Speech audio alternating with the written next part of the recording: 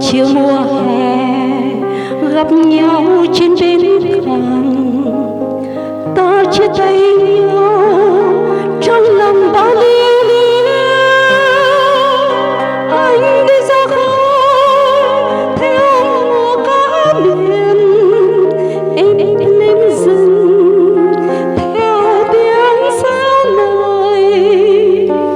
Một chiều mùa hè gặp nhau trên bến cảng, ta gần nhau hơn qua mỗi lần xa cách.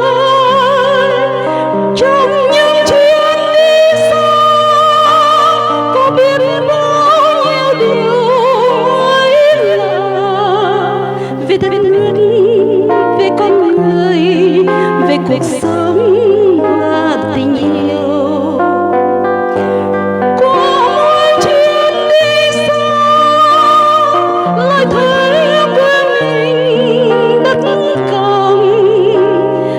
Góc phố, mỗi hàng cây, mỗi con tàu và nhà máy mà ta yêu, mà ta quên. Đất nước đang gọi mình đến những cánh chim ở đồng quê.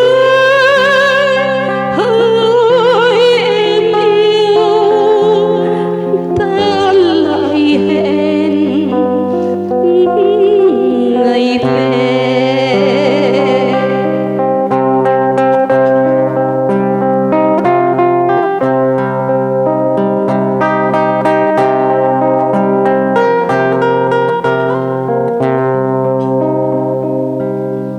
Một chiều mùa hè gặp nhau trên bến